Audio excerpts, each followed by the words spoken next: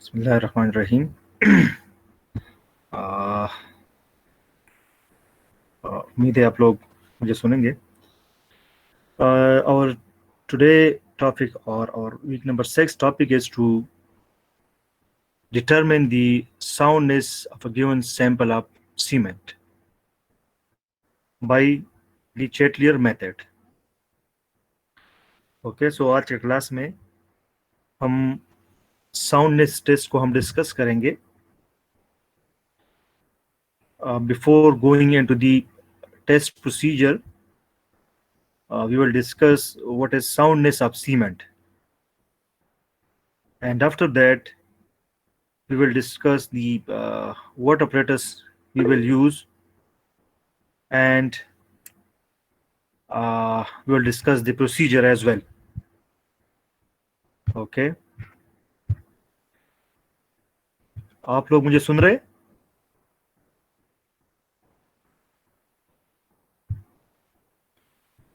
हाँ sir. Okay okay जी। Sir voice slow है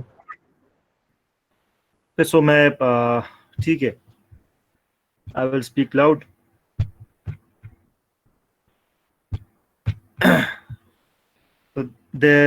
This is the topic that we will discuss today to determine the soundness of cement.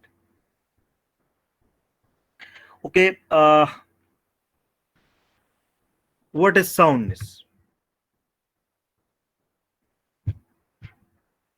A soundness of cement, it refers to the ability of cement to retain its volume after it has set. If a cement is able to retain its volume after setting up the cement, so such a cement will be called a sound cement. अगर कोई cement आपके पास set हुआ है या वो आपके पास hard हुआ है after the hydration process and there is no change in the volume of the cement, ठीक है, अगर आपके पास सीमेंट पेस्ट हार्डन हुआ है या सेट हुआ है लेकिन वॉल्यूम में कोई चेंज आपके पास नहीं है, so such a cement will be called a sound cement. Clear हो गया? On the other hand, if there is a change in the volume of the cement, okay, either there is an expansion in the cement or there is some contraction in the cement, so such a cement will be called as unsound cement. अगर setting के बाद या cement के hardening के बाद if there is change in the volume of the cement, so such a cement will be called as unsound cement, and there are chances of the development of cracks in an unsound cement. अगर आप concrete में unsound cement use कर रहे, so there will be chances of the crack development as well, क्योंकि अगर आपका जो cement है अगर वो एक्सपेंड हो रहा है या कॉन्ट्रैक्ट आपके पास हो रहा है, तो in such cases there will be chances of the crack development as well. So that's why the cement should not undergo any appreciable change in the volume. अगर आपके पास सीमेंट इस तरह है कि उसकी वॉल्यूम में चेंज आ रहा है, either it is increase or decrease, so in both of the cases there will be chances of the crack development, ठीक है। और अगर आपके पास अगर सीमेंट में क्रैक्स आपके पास आ रही है तो क्या होगा, so it will cause severe trouble to the durability of the structure, तो ये आपके स्ट्रक्चर की ड्यूरेबिलिटी को करेगी, ठीक है। The structure it will be less, it will B non durable, या इसकी जो ड्यूरेबिलिटी होगी वो लेस होगी आपके पास, इसकी जो रेजिस्टेंस होगी to the environmental impacts it will be less. Okay, देखिए अगर आपके पास if there will be cracks in the concrete तो आपके पास पानी पेनिट्रेट हो सकता है into the concrete and may cause corrosion of the steel bar. आपके पास पानी पेनिट्रेट हो सकता है and it will cause expansion of the cement. अगर वो पानी आपके पास फ्रीज हो रहा है, it will cause widening of the cement. Sir ये सेकंड बुलेट अगेन रिपीट कर। Okay, if there is change in the volume, so it will cause the cement to expand or contract। देखिए, change in volume से मतलब है कि या तो आपके पास डायमेंशन में डिक्रीज होगी या आपके पास इंक्रीज होगी। मतलब ये है कि सीमेंट पेस्ट या सीमेंट जो आपके पास होगा ये या तो आपके पास ये एक्सपेंड होगा या आपके पास ये कॉन्ट्रैक्ट होगा। अब देखिए, in both of these cases अगर कॉन्ट्रैक्शन है या आपके पास एक्सपेंशन है, सो स्ट्रेसेस आपके पास डेवलप होगी इन दी concrete or in cement, and because of those stresses there will be chances of the development of the cracks। आपके पास कंक्रीट क्या होगा, वो क्रैक हो जाएगा। ठीक है, तो देखिए अगर आपके पास if there is change in the volume of the cement, तो वो आपके पास अनसाउंड सीमेंट होगा और अनसाउंड सीमेंट में आपके पास क्रैक डेवलपमेंट के चांसेस है। अगर आपके पास क्रैक्स डेवलप हो रही है तो क्या होगा, it will cause severe trouble to the durability of the structure। अगर आप इस तरह के कंक्रीट को यूज करेंगे जो आपके पास अनसाउंड होगा, तो अनसाउंड कंक्रीट क्या होगा, इट विल आइदर कॉन्ट्रैक्ट और expand and cracks will be appear in the concrete. जब क्रैक्स आपके पास अपीयर होगी तो the durability will be affected. Durability क्या है, it is the resistance of concrete to the environmental impacts. अगर आपके पास एनवायरमेंटल चेंजेस आपके पास आ रही है और कंक्रीट वो आपको रेजिस्टेंस दे रहा है, कंक्रीट की जो प्रॉपर्टीज है वो अपनी प्रॉपर्टीज को मेंटेन कर रहा है, तो हम कहते हैं कि कंक्रीट हमारे पास ड्यूरेबल कंक्रीट है। अब अगर आपके पास if there will be changes if there will be cracks in the concrete, so इसकी जो ड्यूरेबिलिटी होगी, इसकी जो एबिलिटी है टू रिटेन इट्स प्रॉपर्टीज, वो आपके पास डिस्टर्ब हो जाएगी। अगर कंक्रीट में आपके पास क्रैक्स है और पानी उन क्रैक्स में पेनिट्रेट हो रहा है, तो क्या होगा, कंक्रीट में आपके पास if there are steel bars, तो वो स्टील बार्स आपके पास उसकी कोरोजन काज हो जाएगी। अगर पानी आपके पास उन क्रैक्स में पेनिट्रेट हो रहा है और टेम्परेचर रिडक्शन की वजह से अगर वो पानी फ्रीज हो गया, तो क्या होगा, क्रैक की वाइडनिंग आपके पास होगी and ultimately there may be failure of the concrete. Okay, so your concrete should be your cement should be such that it should not undergo any appreciable change in its volume। जो concrete आप use करेंगे, जो cement आप use करेंगे, वो आपके पास इस तरह होना चाहिए कि after setting there should not be any appreciable change in its volume. अगर कोई अप्रिशिएबल चेंज वॉल्यूम में नहीं है तो वो सीमेंट हमारे पास क्या होगा, it will be sound cement, और उस सीमेंट को you can use in concrete. So this was the introduction to the soundness, कि साउंडनेस क्या है या साउंड सीमेंट आपके पास क्या होगा, कौन सा होगा, और अनसाउंडनेस सीमेंट से क्या मतलब है। तो आई होप कि अभी आपकी इस पे जो कॉन्सेप्ट है वो क्लियर हुई होगी। अब देखिए जी सर। सर ये जो दीवार में क्रैक्स आते हैं ये सीमेंट के ये इसकी वजह से होते हैं, अनसाउंड इसकी वजह से सीमेंट भी इसकी वजह से भी हो सकती है, और इसके अलावा आपके पास इसके और भी रीजंस हो सकती है, लाइक लोड भी हो सकता है। देखिए, कोई स्ट्रक्चर अगर आपके पास होगा, whether it is a beam, whether it is a wall, या कोई भी स्ट्रक्चर मेंबर है, तो वो खास लोड के लिए डिजाइन हुआ होता है। अगर वो लोड आपके पास डिजाइन लोड से ज्यादा हो रहा है, तो क्या होगा, आपका जो कंक्रीट होगा वो क्रैक्ड हो जाएगा, फेल हो जाएगा।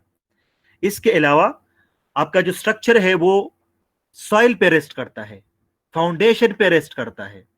अगर आपके पास सेटलमेंट आ जाएगी फाउंडेशन में, और ये सेटलमेंट अगर आपके पास इस तरह है कि some part of the structure has settled down while the other part there is no settlement, मतलब ये कि डिफरेंशियल सेटलमेंट अगर आपके पास आ रही है तो तब भी आपके पास क्रैक हो सकती है।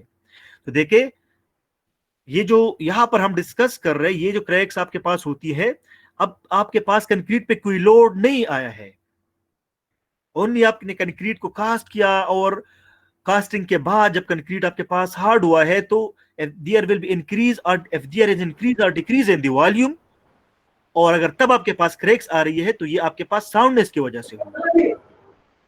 लेकिन अगर please mute your mics, please mute your mics, अपने माइक म्यूट करें।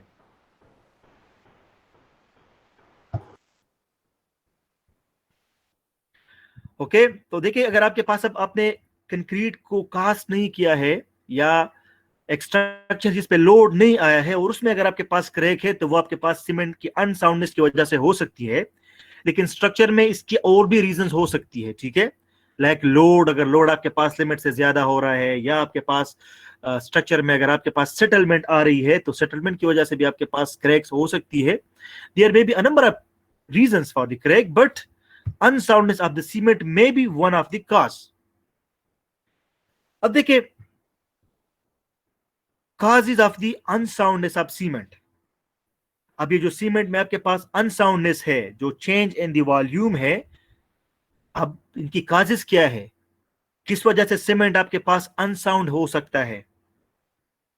देखिए, इनमें से जो एक काज हमारे पास है वो एक्सिस लाइम है, ठीक है। देखिए, लाइम यू नो कि it is raw material and the manufacture of the cement.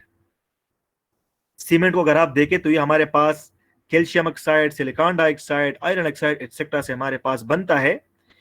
In raw material को हम मिक्स करके किलन में इसको हम बर्न करते हैं एंड एज अ रिजल्ट हमारे पास सीमेंट जो है ना वो आपके पास बन जाता है। अब देखिए, ये भी हो सकता है कि हमारे पास सीमेंट में कुछ फ्री लाइम हो जो कि combined with other ingredient combine नहीं हुआ हो, so it will be called as free lime calcium oxide. अगर सीमेंट में आपके पास फ्री लाइम है तो after mixing the cement with water it will react with water and will form calcium hydroxide. It will form slaked lime. It will be converted from the calcium oxide to calcium hydroxide, और जो calcium hydroxide आपके पास होता है उसका जो volume होता है वो ज्यादा होता है than the calcium oxide. So because of this there will be increase, there will be expansion in the cement, ठीक है। तो एक जो काज हमारे पास हो सकता है वो एक्सिस लाइम हो सकता है। एक्सिस लाइम मतलब if there is free calcium oxide in the cement, जब सीमेंट के साथ हम पानी को ऐड करते हैं तो क्या होगा, ये जो कैल्शियम ऑक्साइड आपके पास होगा it will react with water and will form calcium hydroxide, और it will form slaked lime, and that slaked lime it will occupy a larger volume than the original free calcium oxide। तब देखिए, जो नया compound आपके पास बन रहा है उसका जो वॉल्यूम होता है वो ज्यादा होता है देन दिस वन, ठीक है। And because of this there will be expansion in the cement और there will be increase in the volume of the cement. तो एक काज हमारे पास अनसाउंडनेस की जो है वो एक्सिस लाइम हो सकती है।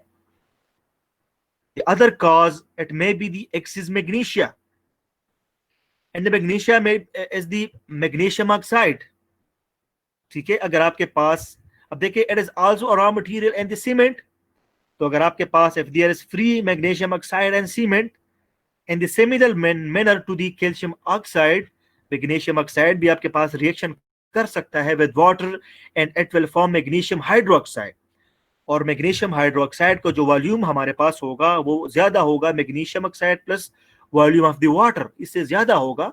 तो रिजल्टली आपके पास क्या होगा, there will be increase in the volume of the cement, और उस इंक्रीज इन वॉल्यूम को फिर हम कहते हैं अनसाउंडनेस ऑफ द सीमेंट। तो देखिए, if there will be excess lime in water and the cement, or if there is excess magnesia in the cement, so because of these two factors there may be unsoundness in the cement when it will be set. A third cause for the unsoundness of the cement, it may be the excess calcium sulfate. Okay, you know, we add, or calcium sulfate is added to the cement to control the hydration or to control the setting of the cement. देखिए calcium sulphate, इसको कहते हैं gypsum. Gypsum हम cement में add करते हैं to prevent the flash setting of the cement. देखिए अगर आपके पास if you are not adding calcium sulphate to the cement, तो जो C3A हमारे पास होता है, it will react directly with the water and flash setting of the cement will occur. Flash cement मतलब आपके पास एकदम आपके पास with in few minutes cement की आपके पास सेटिंग हो जाएगी, and you will not be able to cast this cement और द कंक्रीट देन। अगर आपके पास C3A की वाटर के साथ डायरेक्ट रिएक्शन हो जाती है तो क्या होगा, सीमेंट सेट हो जाएगा। और सेटिंग का मतलब यह है कि आपके पास जो सीमेंट प्लास्टिक स्टेट से आपके पास it will be shifted to the solid state. Sir ये C3A क्या है? कैल्शियम सल्फर एल्यूमिनेट है कि आपने नहीं आपने वो नहीं पढ़ा है सीमेंट कंपोजिशन C3A। 1 मिनट, मुझे कॉल आ रही।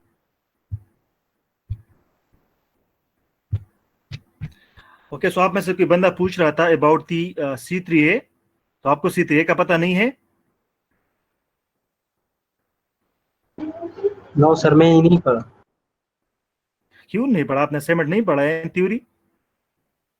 अगर आपको ये पता नहीं है तो ये तो बहुत मुश्किल हो जाएगा। देखिए सीमेंट में हमारे पास डिफरेंट कंपाउंड्स हमारे पास सीमेंट में होती है। एक हमारे पास होता है C3S try calcium silicate, C2S die calcium silicate, and one of them is the C3A try calcium aluminate. तो देखिए ये सीमेंट का कंपाउंड है, ठीक है। इसके अलावा हमारे पास टेट्रा कैल्शियम एल्यूमिनेट भी होता है। ये 4 compound, major compound in the cement, and these compound they are responsible for the strength as well as for the setting of the cement, ठीक है। तो देखिए C3A क्या है, ये सीमेंट का एक कंपाउंड है। जब आप सीमेंट के जो डिफरेंट हमारे पास रॉ मटेरियल्स है, सर आवाज नहीं आ रही आपकी। सबके साथ ये मसला है?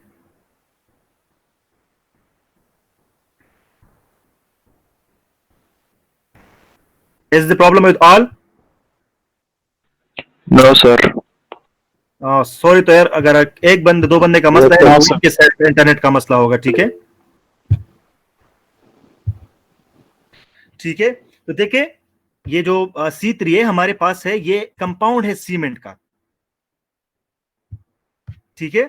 C3A it is compound in the cement. देखिए आप जाके सीमेंट का जो चैप्टर आपका है वो आप पढ़ ले। थ्योरी में आपका सीमेंट पे एक मुकम्मल चैप्टर हुआ है जिसमें आपने पढ़ा होगा कि how to prepare cement, what are the raw material for the cement, इसकी मैन्युफैक्चरिंग किस तरह है एट द एंड। फिर इसके बाद आपने पढ़ा होगा what is the cement composition, की कंपोजिशन क्या होगा। डिफरेंट कंपाउंड्स है हमारे पास सीमेंट में, हर एक कंपाउंड का जो पर्पस है, उसका जो फंक्शन है वो क्या है। तो you should know the purpose of the C3A as well, ठीक है। So it is a compound in the cement and which is normally responsible for the setting of the cement।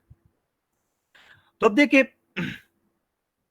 अगर आपके पास सीमेंट में अगर आपने कैल्शियम सल्फेट ऐड नहीं किया है, आपने जिप्सम को ऐड नहीं किया है, so the C3A it will react directly with water and because of this reaction there will be flash setting of the cement। Flash setting का मतलब यह है कि विद इन फ्यू मिनट्स आपके पास क्या हो जाएगी, सीमेंट सेट हो जाएगा। आपके पास सीमेंट को प्लेस करने के लिए, सीमेंट को ट्रांसपोर्ट करने के लिए, उसको फिनिश करने के लिए आपके पास टाइम नहीं होगा। मतलब यह है कि सीमेंट आप फिर यूज नहीं कर सकते। देखिए मिक्सिंग के बाद सीमेंट को ट्रांसपोर्ट करना होता है, उसको फिर प्लेस करना होता है, उसकी फिनिशिंग करनी होती है, तो इसमें तो टाइम लगता है। अब अगर आपके पास आपने जिप्सम को ऐड नहीं किया है तो डायरेक्ट आपके पास रिएक्शन हो जाएगी और सीमेंट सेट हो जाएगा। तो इसको प्रिवेंट करने के लिए हम क्या करते हैं, we add gypsum to the cement. हम सीमेंट में जिप्सम को ऐड करते हैं ताकि reaction of the C3A with water इसको हम प्रिवेंट कर सके, ठीक है। Now instead of the reaction of the C3A with water it will react with this calcium sulphate. Calcium sulphate के साथ फिर C3A रिएक्शन करता है और कौन सा चीज बनाता है, कैल्शियम सल्फो एल्यूमिनेट। ये एक कंपाउंड हमारे पास बन जाता है, ठीक है।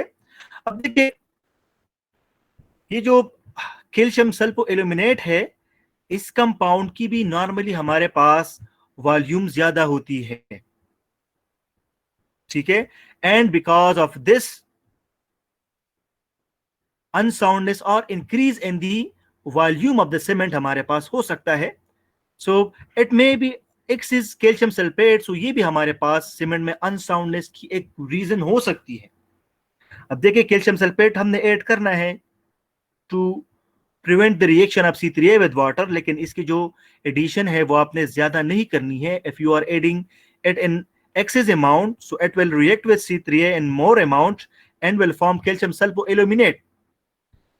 और ये जो कैल्शियम सल्फोएल्यूमिनेट हमारे पास होगा, actually it will lead to an expansion in the hardened concrete। So it is the third reason for the unsoundness of the cement।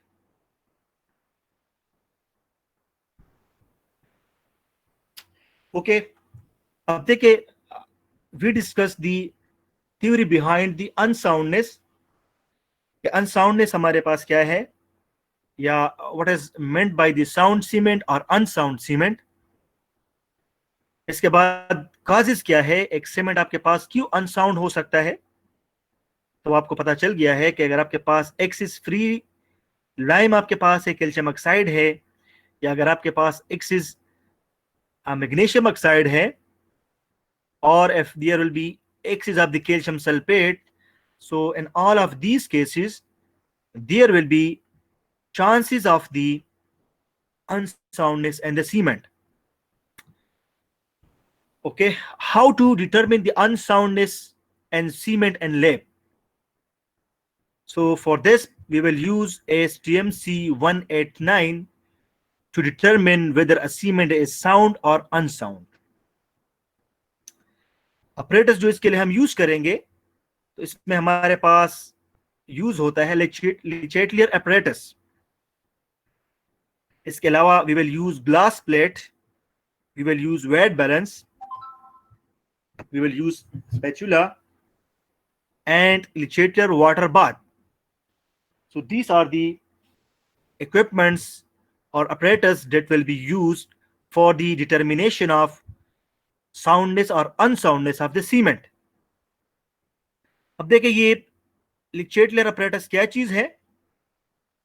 So actually it consists of a small split metallic cylinder। ये लिचेटलियर apparatus actually हमारे पास एक metallic cylinder होता है जो कि split होता है, और इसका जो इंटरनल डायमीटर हमारे पास होता है वो 30 mm होता है। इसका हाइट भी हमारे पास 10 mm होता है, और थिकनेस ऑफ द वॉल वो हमारे पास 0.5 mm हमारे पास होती है। इसके साथ हमारे पास दो इंडिकेटर अटैच होती है, one fix on either side of the split. आप पिक्चर में देखें, ये जो आपको दिखाई दे रहा है, so this is the Le Chatelier apparatus, ठीक है। देखिए ये आपके पास सिलेंड्रिकल शेप में होता है, और यहाँ पर आपके पास एक स्प्लिट भी होता है। ये स्प्लिट इसलिए है, देखिए आपने सीमेंट पेस्ट इसमें डालना है, तो ये स्प्लिट इसलिए दिया गया है ताकि ये आपके पास अगर सीमेंट आपके पास अनसाउंड है, if there will be increase in the volume of the cement, तो ये स्प्लिट आपके पास फिर क्या होगा, ये ओपन होगा, and you will notice the unsoundness in the cement, ठीक है। और देखिए फिर इस सिलेंडर के साथ ये दो आपके पास इंडिकेटर्स अटैच है, तो इन इंडिकेटर्स के दरमियान ये डिस्टेंस आपने नोट करना है, ठीक है। जब आप इसमें सीमेंट पेस्ट डालेंगे तो आपने दरमियान में ये डिस्टेंस नोट करना है, और इस डिस्टेंस से आपको पता चलेगा कि आया आपके पास कोई इंक्रीज या डिक्रीज आपके पास है या नहीं है in the volume of the cement. So this is the apparatus, the Chetel apparatus that will be used for the unsoundness or soundness test of the cement।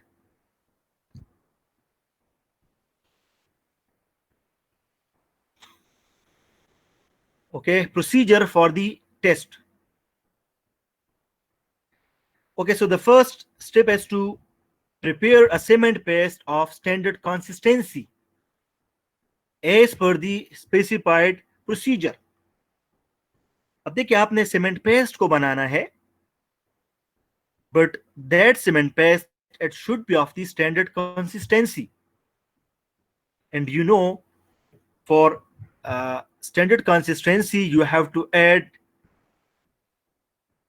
water, and that water should be such that it form cement paste of the standard consistency। तो already हमने इसके लिए एक test perform किया है, and you have determine the amount of water required for the standard consistency।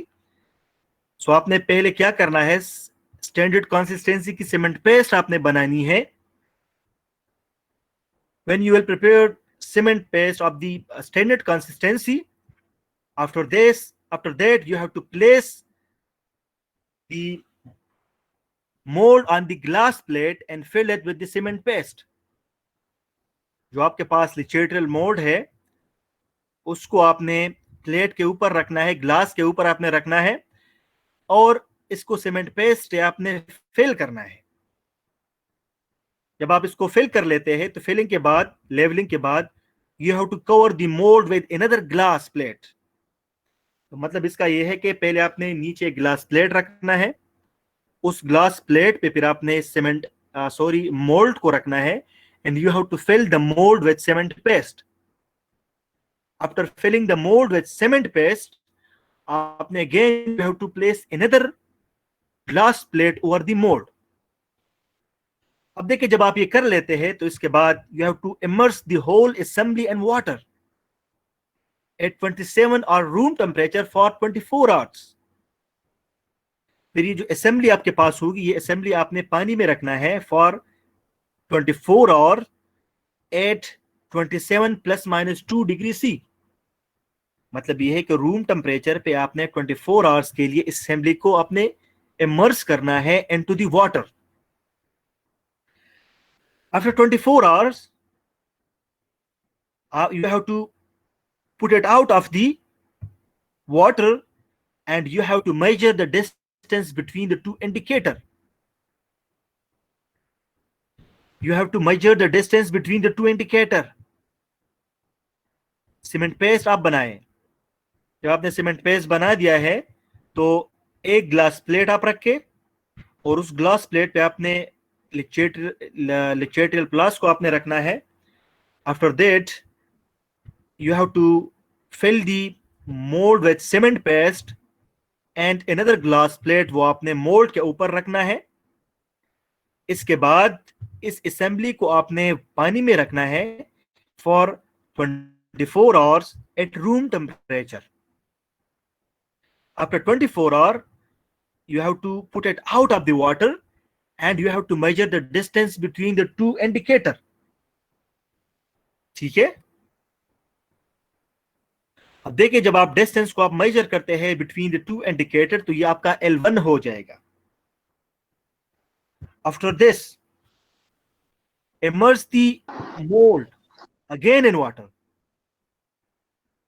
immerse the mold again in water and bring it to boil in 25 to 30 minutes। इसके बाद आपने अगेन पानी को आपने पानी में रखना है, और इसको आपने बॉइलिंग टेम्परेचर पे लेके जाना है 25 to 30 मिनट्स में। And after that you have to boil the assembly for 1 our.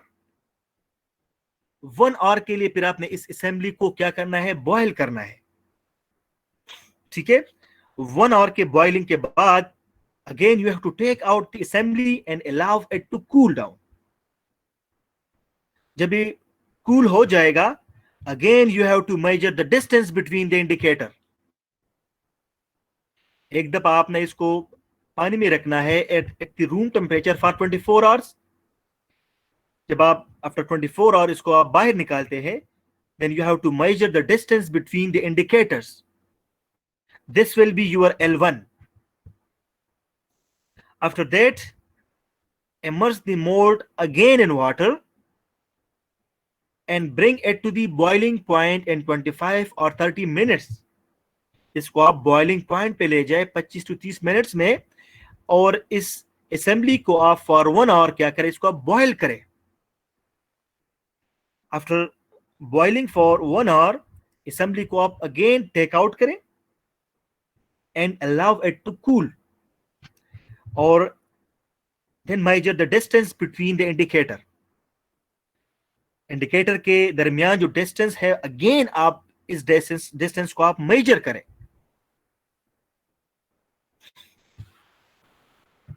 The difference between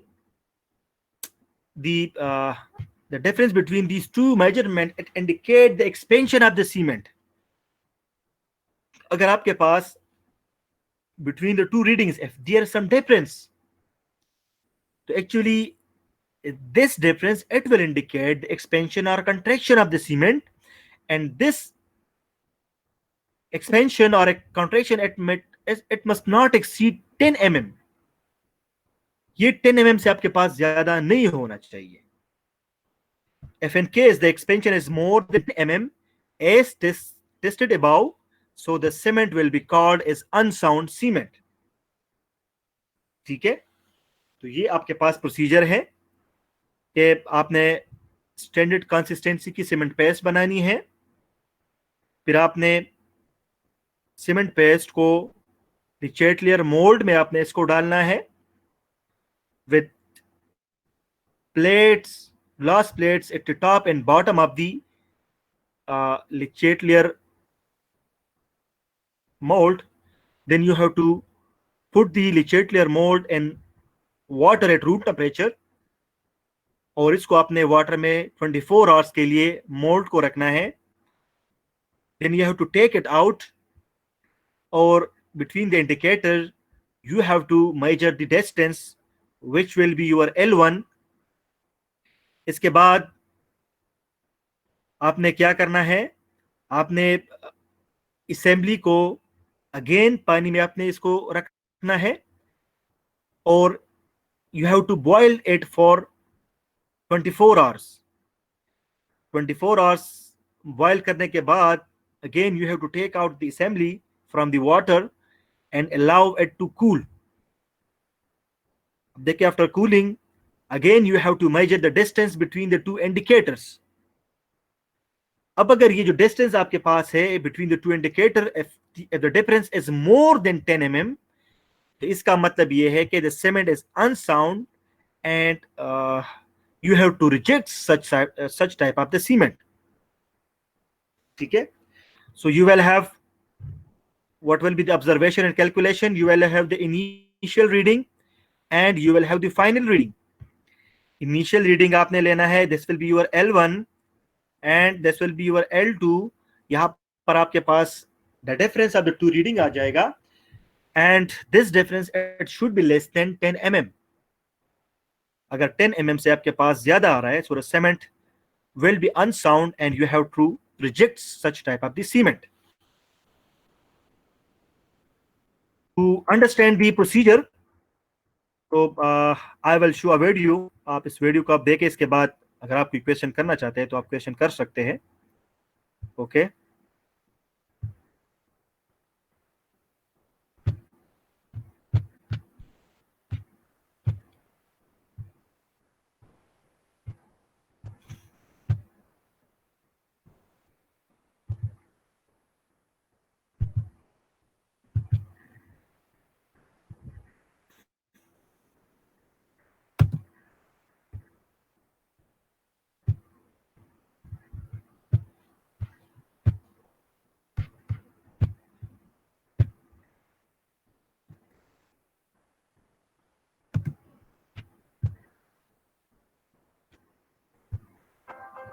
Soundness test by Le-Chatelier method. Let us see the procedure of soundness test by Le-Chatelier method. Let us see the apparatus required for Le-Chatelier test. so these are the apparatus.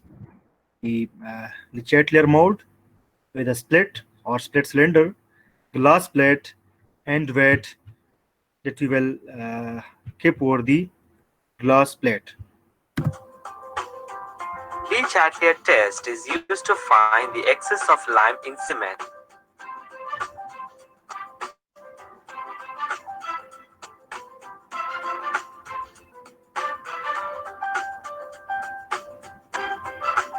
prepare a cement paste by adding 0.78 times the water required to give paste of standard consistency.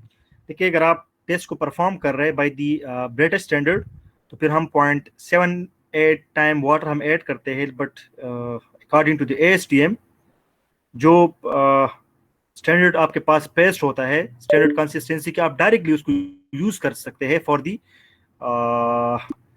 Soundness test. तो इसलिए हम direct जो standard paste हमारे पास होगा हम direct उसको use करेंगे।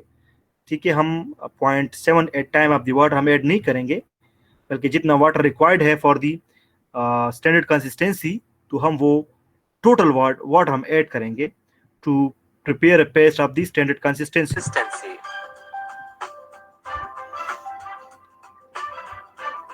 Lightly oil the Lee Chatelier mold and place it on a lightly oiled glass sheet. Fill the mold with the prepared cement paste. In the process of filling the mold, keep the edge of the mold gently together. Cover the mold with another piece of lightly oiled glass sheet. Place a small weight on this covering glass sheet. Submerge the whole assembly in water at a temperature of 27 plus or minus 20 degrees Celsius and keep there for 24 hours. Remove the whole assembly from water bath and measure the distance separating the indicator points to the nearest 0.5 millimeter, that is L1. Submerge the mold again in water. Heat the water and bring to boiling point and cool down to room temperature. Measure the distance between the two indicator points to the nearest 0.5 millimeter, that is L2. Soundness of cement is equal to L1 minus L2. Standard specification. This must not exceed 10 millimeter for ordinary, rapid hardening, and low heat Portland cement.